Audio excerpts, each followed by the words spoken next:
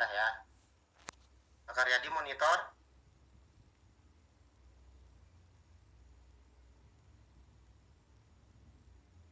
Kenapa ini kok ada tidur semua kah? Nah itu hostnya sudah saya bikin. Ada 3 ya. Cukup Pak. Ada 3 ya. Kita lanjut ya. Ya. Lanjut. Biar enak gitu. Lanjut.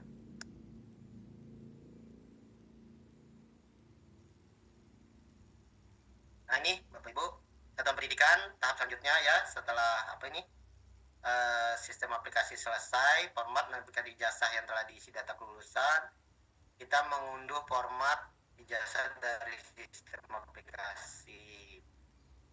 Setelah diunduh, dikumpulkan jadi satu folder seperti yang Ulun bilang tadi, diberi nama ijazah kelas 6 tahun ajaran SD berapa gitu ya. Baru orang pian cetak. Setelah dicetak, dibubuhkan. Untuk foto siswa jangan dibiarkan mengumpulkan Bapak Ibu ya. Orang pian fasilitasi aja untuk fotonya, satu-satu gitu. Karena kalau menunggu lama aja gitu Bapak Ibu. Makanya memang untuk pengelolaan ijazah kemarin orang pian berapa yang menganggarkan untuk di atas ya. Maksud ulun itu sudah masuk foto segala di dalamnya gitu. Foto Ibu, nggak usah amplop yang bertaburkan benang emas segala tebal-tebal gitu, nggak usah Bapak Ibu, nanti kemahalan ya. Nah itu kemudian itu selesai dan di stempel basah ya, jika pakai TTD basah. Jika apa memang kita pakai TTD basah Bapak Ibu ya, tidak ada TTE masih kita. Satuan Pendidikan melakukan penatausahaan ijazah paling sedikit menyimpan hasil pindai scan ijazah. Nah, ketika sudah ditandatangani, sudah distempel, bila sebelum diserahkan, orang pian scan lagi. Pakai cam scanner mungkin Bapak Ibu ya. Kan banyak sekarang aplikasi itu yang bisa memanfaatkan kamera handphone gitu. Cekrek, sebentar aja jadinya. Kemudian baru ijazah diserahkan kepada peserta didik. Nah ini spesifikasi kertasnya. Kalau untuk ijazah, kertasnya adalah kertas A4 21 cm kali 29,7. Pak, orang ulun F4 boleh nggak? Tidak boleh Bapak Ibu. Karena ini format terstandar yang telah ditetapkan kementerian. Ketebalan kertasnya minimal 80. Ya kalau duitnya cukup silahkan. Handak yang 100 gram, handak yang 150 gram silahkan Bapak Ibu. Lebih tebal lebih bagus, tapi dilihat juga duitnya cukup apakah ada gitu. Nah maksud ulun. Oke, kita lanjut ya Bapak Ibu. Pembaruan ijazah dan transkrip nilai dilakukan berdasarkan permohonan pendidik. Nah ini jika penerbitan ijazah perbaikan Bapak Ibu ya. Nah ini bisa diperbaiki jika terdapat kesalahan penulisan muatan ijazah atau transkrip nilai. Diterbitkannya melalui sistem manajemen. Ini siapa nih yang coret-coret ini? Mencantumkan keterangan kesalahan hasil perbaikan. Ini semuanya untuk yang ijazah 2004, 2005 melalui sistem Bapak Ibu perbaikannya ya. Jangan orang pian cetak istilah atau dikonvert ke Word gitu. Salah Bapak Ibu ya. Karena yang diterbitkan lagi itu akan menggunakan nomor ijazah yang sama dan ijazah yang awal. Next. Ini nggak bisa next. Nah ini format ijazah perbaikan atau cetak ulang. Ini untuk ijazah elektronik seperti ini Bapak Ibu. Ketika kita perbaiki melalui aplikasi, maka dia akan muncul nanti keterangan perbaikan ijazah sebagai berikut. Terprintkan ya. Nah, ijazah ini telah dicetak ulang tanpa mengubah muatan ulang sesuai dengan ketentuan yang berlaku. Itu jika ijazah ijazahnya hilang gitu, jadi bisa dicetak ulang. Kalau perbaikan dia akan ada di bawahnya itu catatan kakinya, keterangan perbaikan ijazah sebagai berikut dari menjadi dan seterusnya. Itu ya Bapak Ibu, enak sekarang Bapak Ibu. Nah, transkrip karena manual, ya ini harus diketik, dibikin manual juga. Mudah-mudahan dalam waktu dekat itu di internet itu biasanya udah banyak tuh orang-orang yang baik hati membuatkan Excel-nya gitu ya untuk transkrip nilai ini. Nanti kalau ada bisa saling share aja Bapak Ibu di grup operator SD tuh ya untuk transkrip nilainya, jadi bisa gini. Jadi seperti ini ya Bapak Ibu ya. Pak, pakai rata-rata nggak? Di sini sih nggak ada rata-rata Bapak Ibu ya. Saran saya sih nggak usah aja Bapak Ibu ya, karena formatnya seperti ini tuh tidak ada meminta rata-rata, jadi nggak usah ada rata-rata nilai ya. Nah, ini yang surat keterangan dan pengesahan fotokopi atas ijazah yang terbit sebelum tahun ajaran 2004-2005 atau yang masa lalu ya. Karena ini kita sudah digital, itu yang masa lalu. Nah, ini penerbitannya itu bisa orang pian lihat melalui pedoman pengelolaan ijazah bab 4 ya di situ. Jadi ada surat keterangan kesalahan penulisan ijazah, surat keterangan pengganti ijazah, dan pengesahan fotokopi ijazah. Ingat ya, kalau yang tahun 2004-2005 tidak perlu ada legalisir, hanya perlu dicetak ulang aja, gampang. Nah, tapi yang di bawah itu legalisirnya itu melihat di pedoman. Nah, ini Bapak Ibu ya, di pedoman formatnya ada di situ semua Bapak Ibu, tidak usah khawatir. Yang saya lihat selama ini orang pian itu masih memakai format yang lama, yaitu yang dari Permendikbud nomor 14 tahun 2017. Nah, itu sudah dicabut Bapak Ibu, tidak berlaku.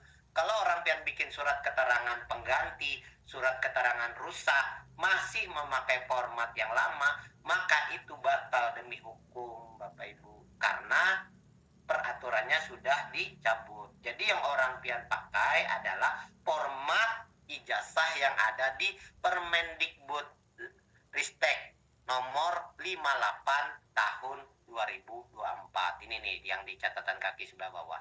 Pakai format yang dari sini Bapak Ibu. Ya. Jangan pakai format yang lama. Belum lihat masih pakai format lama, masih ada materainya. Padahal sudah tidak pakai materai lagi. Materai itu hanya di SPTJM, pemohon, dan saksi Bapak Ibu ya. Jika ijazahnya hilang gitu, dan dia mau diterbitkan surat keterangan pengganti. Nah, ini lini masa kita Bapak Ibu, harap menjadi perhatian orang pian ya Bapak Ibu, bahwa kita bekerja ya sampai dengan tanggal 2 Juni ini ya. Sebelum 2 Juni yang orang pian lakukan adalah Satuan Pendidikan melakukan verifikasi dan validasi data melalui laman Perpal PD dan Perpal SP. Nah, mudah. Klik pada residu, lihat kelas 6. Urus yang kelas 6 dulu, tidak usah kelas yang lain dulu. Nah, kelas 6 ini urgent. Validasi datanya ditunggu sampai dengan tanggal 2 Juni. Pak, kalau belum selesai valid juga gimana Pak? Ya, berarti tidak dapat jadi DNS. Kalau sudah tidak bisa jadi DNS valid, tidak bisa jadi DNT Bapak Ibu. Kalau sudah tidak jadi DNT, tidak dapat ijazah berarti dia. Itu Bapak Ibu runutannya. Jadi tidak usah pusing-pusing. Ya. Nah, ini tanggalnya tanggal 2 Juni. Itu penetapan kelulusan. Nah, setelah tanggal 2 Juni sampai tanggal 24 Juni, ini proses orang pian pertama mengunduh SK penetapan kelulusan. Kan tanggal 2 Juni orang pian centang-centang tuh. Ya bolehlah, mungkin kita coba nanti tanggal 1 ya, karena katanya kan H-2 ya, itu direset. Nah, nanti ya setelah tanggal 1 Juni kita coba tuh orang pian, nanti di grup operator kita saling koordinasi. Orang pian coba luluskan seperti itu. Kalau sudah unduh SK-nya, nanti dia akan menjadi SK. Ini semua di aplikasi Bapak Ibu ya. Nah, ini dari tanggal 2 Juni sampai 24 orang pian ini diperhatikan mengunduh SK penetapan kelulusan, menguploadnya kembali, kemudian mengunduh SPTJM, menguploadnya kembali, Dan ulun juga memverifikasi SPTJM orang pian. Jadi jangan orang pian itu mencari gawian itu di ujung-ujung Bapak Ibu. Nah, orang pian ini baru upload tanggal 23. Sudah itu kada mengabari ulun lagi untuk verifikasi. Nah, akhirnya kita miss komunikasi, lewatlah tanggal ini. Ya kan habis sudah waktunya, itulah Bapak Ibu. Jadi upayakan dari tanggal 2 Juni sampai 24 Juni ini orang pian fokus penerbitan ijazah. Jangan kemana-mana kecuali sudah jadi DNT. Nah, kalau sudah jadi DNT, sudah ulun verifikasi selesai, maka akan menjadi DNT. Kalau sudah jadi DNT, maka sistem akan menerbitkan nomor ijazah nasional. Sudah kurang lebih paling singkat 3 hari katanya. Ya intinya sampai dengan 30 Juni jadilah ijazahnya Bapak Ibu. Jadi mulai tanggal 30 Juni orang pian sudah bisa mengunduh ijazah. Ijazahnya diunduh, dicetak sesuai format tadi pakai A4 ya. Transkripnya juga dicetak. Nah, jadi waduh ini banyak ini tugas nanti ya Bapak Ibu ya. Jadi harus bekerja secara presisi ya, tidak boleh belewak-lewak kata orang. Nah, baru setelah itu diserahkan kepada kepada peserta didik atau murid. Nah, ya izin mengingatkan ini Bapak Ibu, pembiayaan penerbitan ijazah yaitu larangan pungutan. Satuan pendidikan dilarang untuk melakukan pungutan biaya penerbitan ijazah kepada peserta didik ya. Jadi tidak boleh bertujuan untuk menjamin hak peserta didik. Kalau lulus, ya berarti dia hak ijazah, kecuali dia tidak lulus. Kalau orang pian tetapkan kelulusannya, orang pian unggah SK-nya, ya sudah keluar NIN-nya, yaitu sudah menjadi hak anak Bapak Ibu. Biaya menjadi tanggung jawab sekolah. Biaya penerbitan ijazah sepenuhnya menjadi tanggung jawab satuan pendidikan. Alokasi biaya melalui BOSPI dianggarkan di Arkas. Kemarin berapa orang pian anggarkan di situ, pakai duit yang itu. Berapa kemarin ongkos untuk satu penerbitan ijazah per anak ya, sebanyak 10.000. Itu sudah include semuanya Bapak Ibu. 10.000 itu amplopnya, cetaknya, fotonya orangnya tertempel di situ, biaya stempelnya, biaya tanda tangannya. Kan cepat orang pian minta upah nih. Dulu kan upah menulis ada, sekarang upah tanda tangan minta. Nah pokoknya dari 10.000 itu diambil, seumpama 10.000. Kalau orang pian olah 50.000, silahkan juga. Mungkin kertas putih dari ngambil dari mana gitu kan, luar negeri mengimpor, yang memang kena biaya impor tarif dari Trump itu yang berapa sekarang 46%, jadi harganya mahal gitu. Yang penting asal bisa dibuktikan Bapak Ibu notanya seperti itu, ya silahkan saja. Yang jelas minimal 80 GSM. Yang 70 GSM bisa nggak Pak? Jangan, nanti lekas rusak Bapak Ibu. Tidak terstandar. Minimal 80. Tapi ulun hendak kita nanti sepakati bagaimana cetaknya ini 150 GSM gitu. Jadi tebalnya standar gitu Bapak Ibu, bagus lah. Karena kan kalau mereka cetak-cetak lagi nanti yang repot kan kita juga, satuan pendidikan. Jadi meskipun ini bisa dicetak beratus-ratus kali, beribu-ribu kali, ya untuk apa nyamannya ya kita cetak satu bagus, pakai tinta printer, pakai printer yang memang printer cetak dokumen yang bagus gitu Bapak Ibu. Dianggarkan di BOS, kan bisa pengadaan printer ya. Satuan pendidikan diharapkan mengelolakan anggaran secara efisien. Tuh, kita ini kan efisiensi nih. Ya usah yang aneh-aneh. Dan jangan membebani, tuh tanpa membebani peserta didik. Tanpa Bapak Ibu ya. Awas aja orang pian ada masih terdengar menahan-nahan ijazah ya. Belum kada tanggungan sudah itu. Karena ini sudah ulun sampaikan gitu. Penggunaan dana BOSP ya, biaya penerbitan ijazah. Ini biaya penerbitan Bapak Ibu. Jadi penerbitan itu kan ada prosesnya dari awal sampai akhir, dialokasikan. Jadi tidak hanya biaya penerbitan itu biaya mencetak, memprint, bukan. Biaya penerbitan itu ada macam-macam, ada nukar amplopnya, ini itunya, Itu di Bospi itu orang pian anggarkan semuanya biaya penerbitannya itu per anak itu berapa gitu. Ya memang kalau kita cuma biaya fotokopi ya mungkin 500 rupiah, tapi kan nggak seperti itu Bapak Ibu, gitu loh. Biaya penerbitan itu adalah mencakup keseluruhan biaya operasional dari pengolahan data. Ini operator orang pian nih jangan sampai menggawi ini minumnya aja kededak karing tenggorokannya kayak ulun nih kan ini nggak ada minum nih apa nah, seperti itu jangan sampai seperti itu Bapak Ibu operatornya sampai berkeluh kesah sampai ngupdate status gawian alahan pada perang pedang pasir segala jadinya lah jangan Bapak Ibu perhatikan operator orang pian ya karena orang pian bekerja lini masa ingat ya tidak ada gelombang satu penerbitan ijazah, gelombang dua penerbitan, satu gelombang aja kita Bapak Ibu. Ijazah ini terbitnya. Kalau orang pian lewat ya ulun kada tahuan.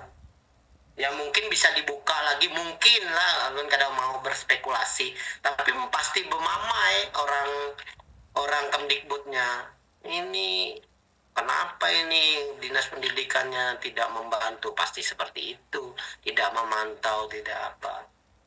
Jadi orang pian yang 369 kepala sekolah, ulun mohon untuk 14 hari ke depan sejak tanggal 2 Juni itu jangan aneh-aneh ya. Pastikan dulu ijazah ini Bapak Ibu. Ada usaha mau urus yang lain-lain dulu. Ijazah ini utama dan pertama yang harus menjadi perhatian fokus orang pian. Dipantau kerjaan operatornya, jangan ditinggalkan, jangan terima tahu beres saja. Ingat tugas orang pian itu sebagai kepala sekolah itu adalah monitoring pekerjaan anak buah. Ya, kalau salah dimamai anak buahnya, kalau benar dipuji, kalau beres baru